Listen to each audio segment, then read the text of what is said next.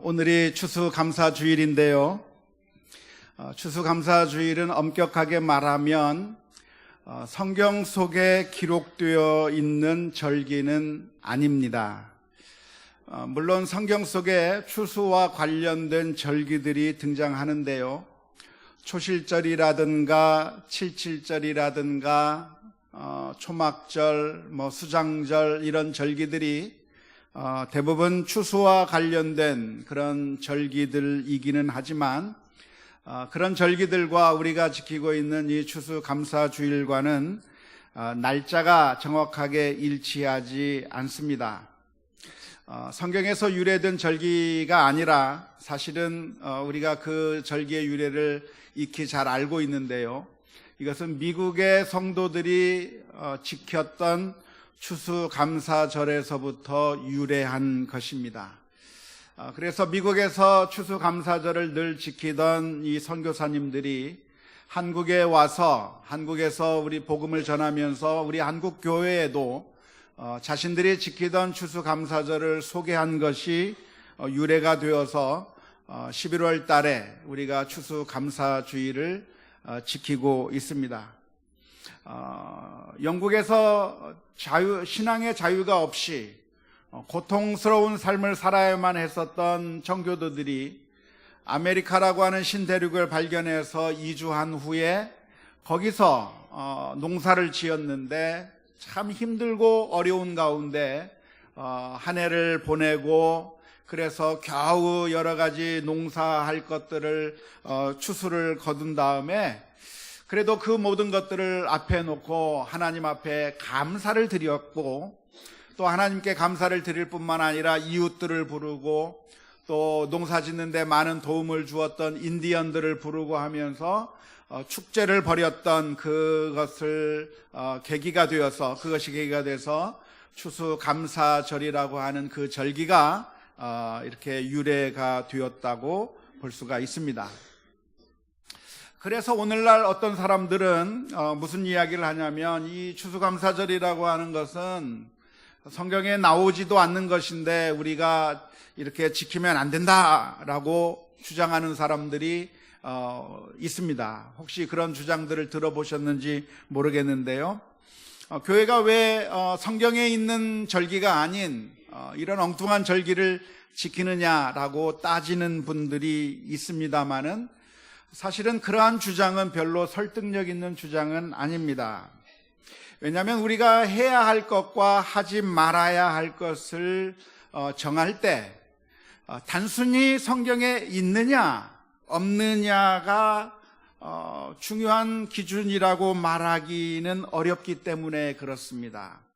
물론 우리가 성경에 따라서 신앙생활을 하기는 하지만 단순히 성경에 있느냐 없느냐, 성경에 이런 용어가 있느냐 없느냐, 성경에 이런 제도가 있느냐 없느냐라고 하는 단순한 기준으로 생각하면 큰 오산입니다. 예를 들어서 삼위일체라고 하는 용어는 성경에 등장하지가 않습니다. 성경에서 단 한 번도 등장하지 않는 용어가 삼위일체라고 하는 용어라고 할 수 있는데요. 하지만 교회에서 삼위일체라고 하는 용어를 사용하고 또한 가르치는 이유가 무엇이냐면 성경 전체의 가르침을 종합하고 생각해 볼 때에 하나님께서 이 존재하는 방식이 바로 세 분의 하나님께서 하나이시라고 하는 그런 가르침을 보여주고 있기 때문에 그런 가르침을 아주 쉽게 알아듣기 편하게 내줄 수 있는 바로 용어가 삼위일체라고 하는 용어이기 때문에 우리가 충분히 사용할 수 있는 것입니다. 뿐만 아니라 사도신경도 마찬가지인데요. 사도신경이 성경에 기록된 내용이 아니라 성경에 기록되어 있는 내용은 아닙니다. 뿐만 아니라 어떤 사람이 말하는 것처럼 사도신경은 12사도들이 한 문장씩 한 문장씩 말해서 만든 것이라고 하는 그런 전설이 있는데 사실은 그런 전설이 확실하다고 하는 증거도 없습니다. 누가 만들었는지도 불분명한 것이 사도신경이기도 합니다. 그래서 어떤 교회에서는 사도신경이라고 하는 것을 거부하는 교회도 있고는 하는데요. 하지만 그 사도신경의 내용을 우리가 살펴보면 그 문장 하나하나가 성경에서 가르쳐주고 있는 그 메시지를 아주 잘 요약하고 있는 것이기 때문에 사도신경을 사용하는 것은 나쁜 것이 아니라 사실은 장려할 만한 일이라고 말할 수가 있을 것입니다. 반대로 성경에 등장한다고 해서 우리가 무조건 따라해야 할 것도 아닙니다. 예를 들어서 성경에 보면 노예제도라고 하는 것이 있고요, 형사 취수제도라고 하는 것이 등장합니다. 그러니까 또 일부 다처제도 등장하고 있는데요, 성경 속에 이런 제도들이 있으니까, 그러니까 오늘날 우리도 그 옛날 구약시대 때 사람들이 했던 것처럼 우리도 똑같이 그런 제도를 시행해야 된다고 말하면 그것은 제대로 된 것이라고 말할 수가 없겠습니다.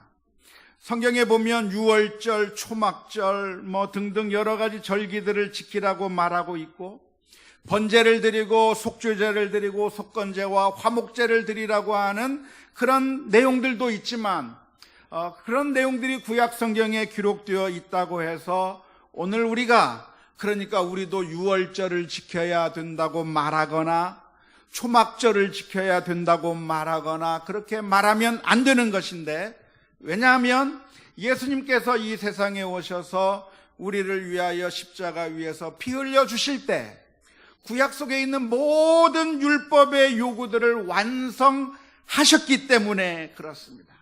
우리가 성경을 바라볼 때 그냥 단편적으로 바라보는 것이 아니라 예수님께서 이 세상에 오셔서 우리를 위하여 율법의 요구들을 다 성취하시고 완성하셨기 때문에 이제는 더 이상 할례를 받아야 한다는 등, 또는 유월절을 지켜야 한다는 등, 번제를 드리고 속죄제를 드려야 한다는 그런 율법의 모든 요구들을 예수님께서 다 성취해 주셨기 때문에 오늘날 우리가 성경에 기록되어 있는 것이라고 그대로 또 따라해서는 안 될 이유가 거기에 있는 겁니다. 요즘 거리를 다니다 보면 이단 집단들의 그 교회에 가보면 큰 현수막을 걸어놓고 대대적인 선전을 하는 것을 볼 수가 있습니다.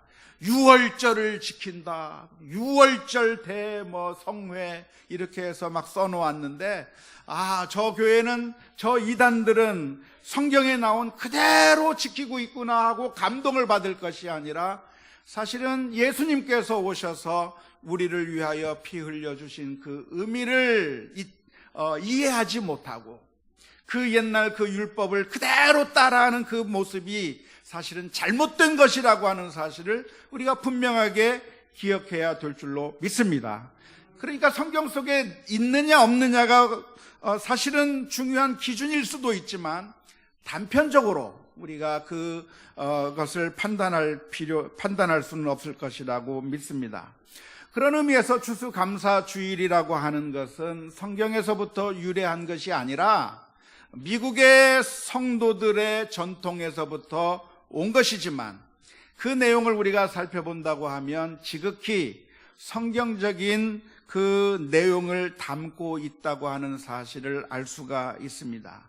추수감사절이 담고 있는 성경적인 의미가 무엇일까요? 그것은 하나님의 은혜를 생각하면서 감사하는 것이죠. 우리의 인생이 그냥 우리의 힘과 능력으로 살아가는 것이 아니라 하나님께서 우리에게 베풀어 주셨기 때문에 우리가 살아갈 수 있다고 하는 사실을 생각하면서 감사하는 것이 추수감사절인데, 원하기는 우리 모두가 하나님께 감사하는 그런 귀하고 복된 날이 될 수 있기를 주님의 이름으로 축원합니다. 뿐만 아니라 우리가 하나님께서 우리에게 주신 그 은혜 때문에 감사하는 마음을 우리 이웃과 그리고 가족들에게 그 사랑을 표현하는 것이 추수감사절의 의미가 될 것입니다. 하나님께서 우리들에게 은혜를 베풀어 주셨다고 한다면 이기적으로 살아가는 것이 아니라 우리 이웃들을 향해서 배려와 사랑과 긍휼의 마음으로 살아가는 것이 당연한 것이라고 믿습니다. 안타깝게도 우리 한국 사회를 보면 배려가 부족하고 사랑이 부족하고 긍휼이 부족한 모습을 많이 보게 됩니다. 지난주에 우리가 뉴스에서 보았던 참 안타까운 이야기들이 있습니다. 맥도날드라고 하는 그 음식점을 지나가면서 그 차를 타고 주문하던 어떤 손님이 자기가 주문한 그대로 나오지 않고 엉뚱한 제품이 나왔다고 하는 이유로 자기가 받았던 그 햄버거를 직원을 향해서 던져버린 거예요. 모욕을 주면서 던져버린 그 영상이 텔레비전 뉴스에서 방영이 됐습니다. 그 사람이 왜 그런 일을 했는가 알아보니까 직장에서 받은 스트레스 때문에 분노가 나서 화가 나서 충동적으로 그 일을 했다고 하는 이야기를 했는데, 그 말이 사실인지 어떤지는 모르겠지만 우리 사회를 바라보면서 느끼는 것이 무엇이냐면 악의 연결고리가 너무나도 크다는 겁니다. 스트레스를 받은 그 사람이 또 다른 사람을 향해서 스트레스를 주고, 그 스트레스를 받은 사람이 또 다른 사람을 향해서 또 스트레스를 주면서 분노에 차고 화가 난 인생을 살아가고 있는 우리 한국의 모습을 보는 것이 얼마나 안타까운지 모릅니다. 이런 악의 고리를 누가 끊어야 되겠습니까? 우리 성도들이 끊어야 되는 거 아닌가요? 우리 성도들이 끊어야 합니다. 왜냐하면 우리는 하나님의 사랑을 받은 사람들, 하나님의 놀라운 은혜를 우리들이 받았기 때문에 그 놀라운 은혜와 사랑을 우리가 받았다고 한다면 그것이 나에게서 끝나는 것이 아니라 우리 가족들을 향해서, 그리고 우리 이웃들을 향해서 사랑과 긍휼과 자비와 배려가 있는 그런 놀라운 감사의 삶이 우리 모두 가운데 넘쳐날 수 있기를 주님의 이름으로 축원합니다. 오늘 가인과 아벨의 이야기를 오늘 성경 말씀 가운데서 읽었습니다. 가인과 아벨이, 한 사람은 농사를 짓고 한 사람은 양을 치는 사람이었는데 그들이 어느 날 하나님 앞에 제사를 드리게 되었습니다.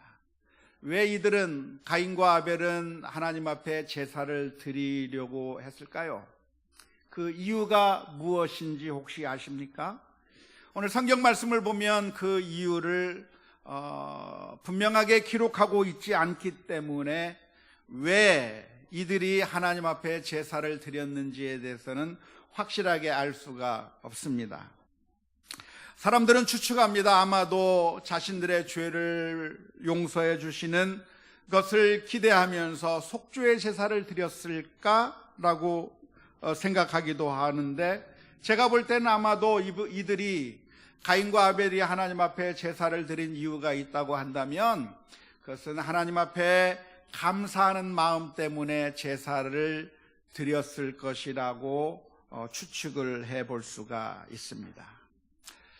하나님을 생각하면 감사하거든요. 왜냐하면 우리가 아무리 열심히 노력한다고 해서 우리가 땀을 흘린 만큼, 수고한 만큼 그 결과를 얻을 수 있는 것은 아니기 때문에 그렇습니다. 우리 인생이 그렇잖아요. 정말 밤잠 못 자면서 고생하면서 공부했는데, 그래서 정말 최선을 다했는데 수능 시험을 본 이후에 그 결과가 내가 원하는 만큼 나오냐면 안 나오는 게 이 세상에 있지. 장사를 열심히 땀을 흘리면서 아침부터 밤늦게까지 수고하며 노력을 했지만 그 결과를 얻을 수 있는 것이 아니라 정말 내가 수고한 것에 대한 보상이 따라주지 않는 것이 우리가 만나는 현실이라고 말할 수가 있는 것이죠. 농사를 지으면 그 농산 그대로 우리가 수확을 얻을 수 있는 것이 아니라 어느 한 해 홍수가 나고 풍수해가 나면 아무런 수확도 얻을 수가 없는 것이고, 양을 치는데 그 양들 가운데 전염병이 돌게 되면 그 모든 수고와 노력들이 허사가 되어서 아무런 결과도 얻을 수 없는 것인데, 가인과 아벨이 농사를 짓고 또 양을 치면서 그들이 하나님 앞에 제사를 드린 것은 아마도 추수한 후에, 그리고 양털을 깎으면서 젖을 짜면서 하나님께서 은혜를 베풀어 주시고 지켜주셔서 이렇게 풍성한 수확을 얻을 수 있고 또 많은 것을 누릴 수 있었다고 하는 점에서 하나님 앞에 감사의 제사를 드렸을 가능성이 많습니다. 그런데요, 오늘 본문의 말씀을 보면 하나님께서 두 사람 가운데서 한 사람의 제사는 받으셨는데 한 사람의 제사는 받지 않았습니다. 누구의 제사를 받지 않았죠? 가인의 제사는 받지 않았어요. 왜 하나님께서는 가인의 제사를 받지 않으셨을까요? 혹시 그 이유를 아십니까? 가인의 제사는 왜 하나님께서 받지 않으셨을까? 정성이 부족했을까요? 최고의 제물이 아니고 좀 허접한 것을 하나님 앞에 드렸기 때문일까요? 아니면 믿음이 부족해서일까요? 아니면 회개하는 마음이 부족해서일까요? 아마 수많은 설교를 들어보면서 이런저런 이유 때문에 하나님께서는 아벨의 제사를 받으셨고 가인의 제사는 받지 않았다고 하는 그런 설교를 혹시 들어보셨을런지 모르겠습니다. 그런데 아무리 성경 말씀 창세기 4장의 말씀을 읽고 또 고민하면서 읽어봐도 하나님께서 왜 가인의 제사를 받지 않으셨는지에 대한 아주 명쾌한 설명이 창세기 4장의 말씀 가운데는 없습니다. 있습니까? 없어요. 있어요? 있다고 하는 사람도 있는 것 같은데 제가 볼 때는 없어요. 아니, 왜 하나님께서 가인의 제사를 안 받으셨을까? 정성이 부족했을까? 우리가 늘 쉽게 생각하는 것이 이겁니다. 하나님 앞에 드리는 정성이 좀 가인에게는 부족했을까라고 질문을 던지기도 하는데, 오늘 저는 이 시간에 왜 하나님께서 아벨의 제사는 받으셨는지, 그리고 왜 가인의 제사는 받지 않았는지에 대해서는 말씀해 드리지 않으려고 합니다. 왜냐하면 제가 모르기 때문에 그렇습니다. 그런데 오늘 우리가 생각해 보고 싶은 것은 하나님께서 전혀 우리가 예상치 못하는 그런 반응을 보였을 때 과연 우리는 어떻게 해야 하는가의 문제를 생각해 보려고 합니다. 우리가 가인의 입장에 한번 서보았으면 좋겠는데요. 우리가 다 가인이라고 한번 생각을 해봅시다. 하나님 앞에 제사를 드리기 위해서 준비를 했습니다.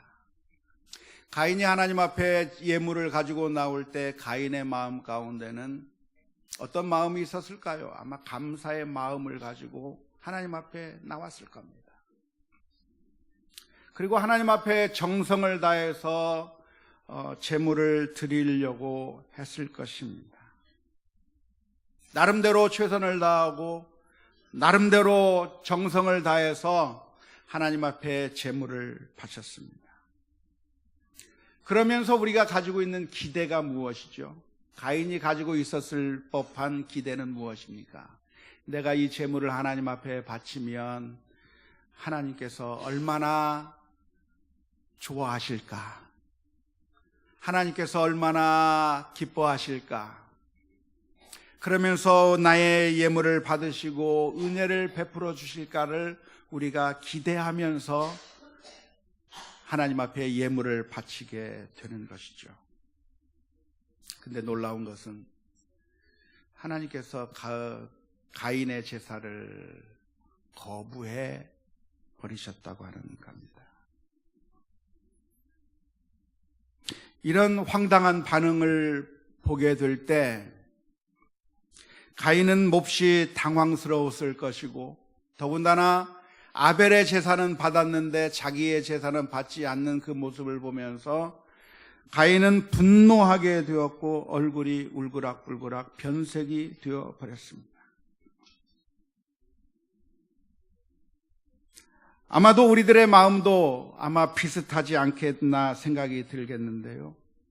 그런 가인을 향해서 하나님께서 말씀하시는 것이죠. 왜 내 얼굴이 변하며 내가 왜 화가 났느냐고 질문을 던지시는데, 가인이 화난 이유가 무엇이겠습니까? 자존심이 구겨진 거죠. 정말 거부당하는 그 느낌이야말로 정말 씁쓸한 거죠. 나는 정말 하나님을 향해서 최선을 다했고 나는 하나님께 무엇인가를 한다고 생각했는데 하나님께서 나를 짓밟아 버린 것 같은 그런 느낌을 받을 때 이 가인의 마음 가운데서 분노가 치밀어 솟아오른 겁니다. 그런데 가만히 생각해 보면 바로 이런 가인과 같은 상황을 우리가 늘 만나면서 삽니다. 우리의 인생이 어떤 인생인가? 가인과 같은 상황 가운데 있는 것이 우리들의 인생인 거예요. 우리가 지금 어떻게 살고 있습니까? 하나님을 예배하면서 삽니다. 하나님을 찬양하면서 삽니다. 우리가 하나님의 말씀대로 순종하며 삽니다. 하나님의 뜻대로 살기 위하여 부단한 노력을 하면서 삽니다. 그러면서 우리가 가지고 있는 그 기대가 무엇이냐면, 내가 하나님 앞에 예배하고 있으니까, 내가 하나님의 뜻대로 살고 있으니까, 하나님의 말씀대로 살고 있으니까 하나님께서 나를 인정해 주시겠지, 하나님께서 나를 받아주시겠지, 나에게 축복을 해 주실 거라고 하는 인정을, 그런 기대를 바라면서 우리가 살고 있는데, 그런데 실제로 우리가 만나는 현실이 무엇이냐면 하나님으로부터 외면받는 것 같아요.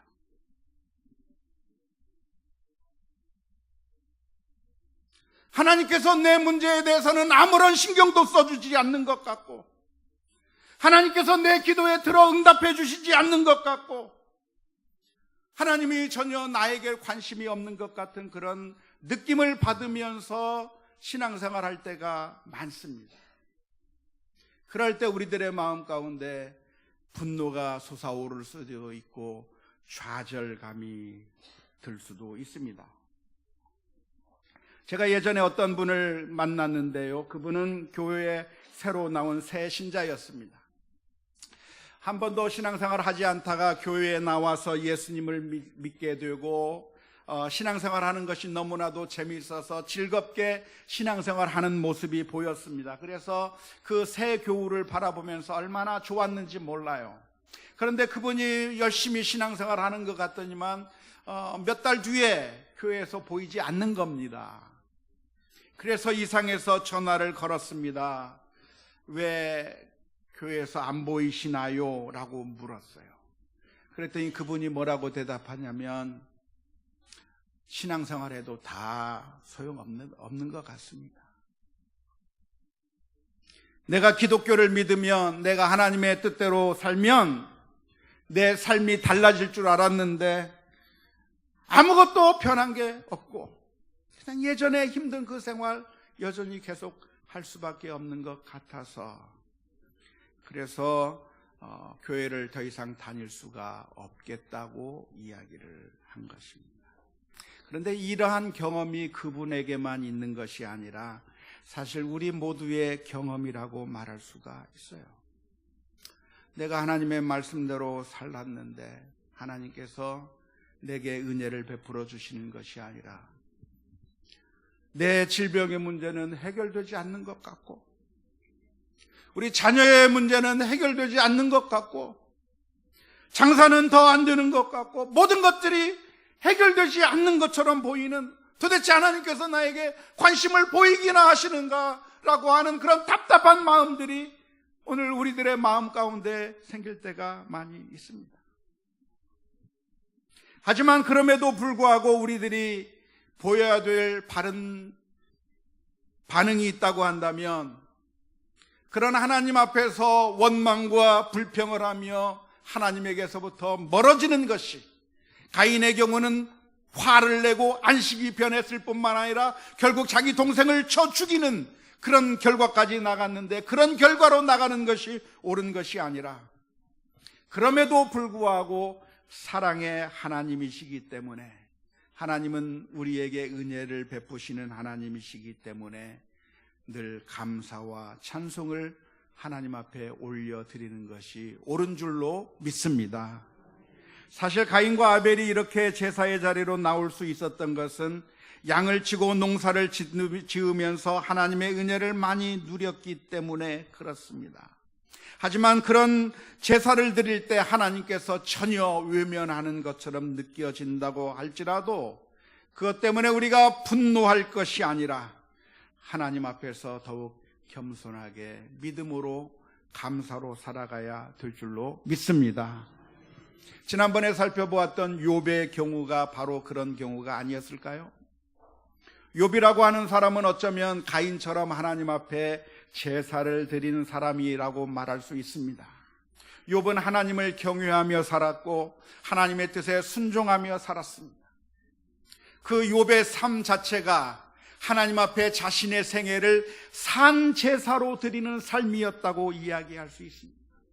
욥이 하나님 앞에 자기 자신을 거룩한 산제사로 드리는 삶을 살았다고 한다면, 하나님께서 그 욥을 보시면서 그 욥에게 축복해 주시고 아벨의 제사를 받으신 것처럼 욥도 받아주어야 했을 텐데, 하나님께서 보여주신 반응이 무엇이냐면 그 욥의 자녀들을 죽여버리신 거예요. 욥의 재물을 뺏어버린 거예요. 마치 가인의 제사를 하나님께서 거부하신 것처럼 욥의 그 산제사를 주님께서는 모르신 척 해버리는 그런 반응을 보이신 것입니다. 그 순간에 욥은 가인처럼 안색이 변하고 분노하며 원망한 것이 아니라, 욥은 하나님 앞에 무릎을 꿇고 하나님께서 내게 주셨기 때문에 가져가시는 분도 하나님이시라고 하는 사실을 인정하면서 감사와 찬송을 올려드린 줄로 믿습니다. 저는 목회자로서 우리 성도들을 대할 때 늘 저는 칭찬을 하고 격려하는 것이 제 몸에 굉장히 많이 배어 있습니다. 그래서 제게 물어보면 별로 신통치 않은 대답만 듣게 되는데요. 어제도 김장을 담그면서 권사님 한 분이 물으셔요. 목사님, 오늘 점심 맛있습니까? 물어보니까 제가 권사님 오늘 음식 너무 맛있어요 그랬더니, 그 권사님이 좋아하시는 것이 아니라 목사님이 언제 맛없다고 하신 적 있나요? 제가 그렇게 대답하는 이유가 무엇이냐면, 정말 맛있기 때문에 맛있다고 대답을 하는 것이지만 정말 맛있어요. 그런데 내가 그 순간에 맛있다고 하지 않거나 시원찮은 반응을 보이면 상처받을까봐 잘못하는 것 같아도 칭찬하고 격려하고 위로해주고 하는데, 그 모습을 본 우리 성도님들이 목사님은 순 거짓말장이라고 늘 좋다고만 이야기한다고 이야기할 겁니다. 그런데 우리의 믿음은 언제 진가가 증명이 되느냐 하면, 좋다 말할 때 축복의 상황 가운데서 우리의 믿음이 증명되는 것이 아니라, 하나님께서 외면하시는 것 같은 그 상황 가운데서 우리의 믿음이 증명이 되는 줄로 믿습니다. 예수님께서 말씀하셨어요. 너희가 어린아이와 같이 되지 아니하면 하늘나라에 갈 수가 없다. 근데 그 어린아이는 어떤 믿음을 가지고 있습니까? 어린아이는 부모를 전적으로 신뢰하는 것이죠. 때로는 부모가 그 어린아이를 향해서 회초리를 들어도 회초리를 들은 그 부모를 바라보면서 엄마 아빠와의 관계는 오늘로 끝이다라고 선언해버리고 돌아서는 것이 아니라 오히려 그 회초리를 들은 부모를 향해서 다가가 울며 안기는 것이 어린아이의 마음이에요. 왜냐하면 그 회초리가 전부가 아니라 우리 부모가 나를 사랑한다고 하는 사실을 너무나도 잘 알고 있기 때문에 지금 당장 그 회초리가 싫을 수는 있겠지만 그 아버지가 나의 아버지요, 그 어머니가 나의 어머니라고 하는 사실 때문에 여전히 신뢰하고 의지하며 그 부모님에게 다가가는 줄로 믿습니다. 사랑하는 성도 여러분, 오늘 우리들의 삶에 지금 현 위치가 어디에 있습니까? 하나님께서 아벨의 제사를 받으신 것처럼 하나님께서 우리들에게 큰 축복과 은혜를 베풀어 주시는 단계에 있습니까? 아니면 가인처럼 왜 하나님께서는 내 기도에 응답지 않고, 왜 내 예배에 헌신에 응답지 않고, 왜 내 인생이 이렇게 힘들고 어려운가, 그런 곤란한 상황 가운데 있습니까? 지난주에 적어주신 그 감사의 카드들을 하나씩 다 읽어보면서 참 우리 성도님들이 하나님께서 주신 그 은혜와 사랑을 기억하고, 이런 제목으로도 감사를 하고 있구나, 저런 제목에 감사를 하구나 있구나 하면서 많은 감동을 받고 가슴이 뭉클해졌습니다. 그런데 어떤 분들 가운데는 이런 걸 써놓으신 분이 계셔요. 질병 가운데 있는 중에도 그래도 움직일 수 있는 것, 그것 때문에 감사합니다. 지금 고난 중에 있지만 그래도 이길 수 있는 힘을 허락해 주셔서 감사합니다. 힘들고 어려운 시기 지나가고 있지만 잘 견딜 수 있는 은혜 허락해 주셔서 감사합니다. 써놓은 것을 봤습니다.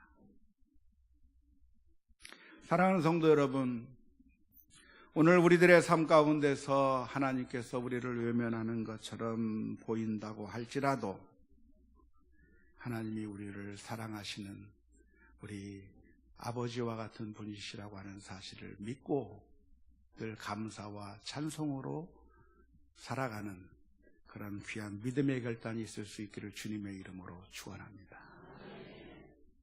그런데 사실 알고 보면은요,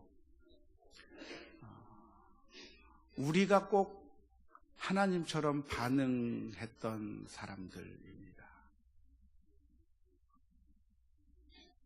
사실 가인이 하나님 앞에 제사를 드리는 것 이상으로 하나님께서는 우리에게 얼마나 많은 사랑을 베풀어 주셨는지 몰라요.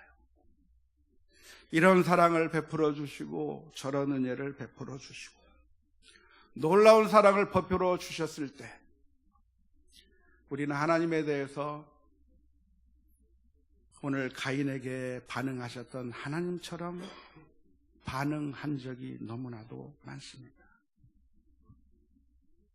하나님을 모른다고 했고 하나님의 뜻대로 살지 않았고 죄악의 길로 걸어간 우리들의 인생을 바라보시면서 하나님의 그 어마어마한 사랑을 외면하고 있는 우리들을 바라보시면서 하나님께서 보여주신 반응은 이 나쁜 놈아 하면서 분노하고 때려쳐버리고 우리를 지옥에 쳐넣는 것으로 끝내버리신 하나님이 아니시라. 그 상황 가운데서도 저와 여러분들을 끝까지 사랑해 주신 줄로 믿습니다. 마치 우리들의 어머니와 같아요. 우리 아이들이 밥을 잘 먹지 않는 것 같으면 맛있는 밥을 만들어서 어떻게 해서라도 그 아이의 입에 넣어주고, 그래서 이 밥을 먹고 건강하기를 바라는 마음으로 그래서 밥을 내서 그 아이의 입에 넣어주었더니 밥을 먹는 것이 아니라 입에서 오물오물 하다가 퇴 하고 뱉어버리는 그 꼬마 아이를 바라보면서 이 나쁜 놈 하면서 너는 우리 아들이 아니야, 딸이 아니야 하면서 쫓아버린 것이 아니라 더 맛있는 음식으로 우리 아이들에게 먹여주었던 어머니의 마음처럼 우리 하나님께서 우리를 사랑하시기 위하여 그 아들을 십자가에 내어주셨습니다. 그리고 그 놀라운 사랑으로 우리를 변화시키시고 하나님의 자녀로 빚어가시는 그 놀라운 은혜를 주님께서 베풀어 주시는 줄로 믿습니다. 원하기는 우리의 인생의 모든 순간순간마다 우리가 아벨과 같은 그런 반응으로 하나님께서 보이실지, 때로는 가인과 같은 반응으로 하나님께서 외면해 버리시고 응답해 주시지 않는 것처럼, 내 기도와는 아무런 상관이 없는 것처럼 보이는 반응을 보인다고 할지라도 우리는 그 하나님이 우리를 사랑하신 하나님이요, 우리를 위하여 십자가에 그 아들을 내어주신 하나님이시라고 하는 사실을 기억하면서 담대하게 믿음으로 살아가는 우리 모두가 다 될 수 있기를 주님의 이름으로 축원합니다.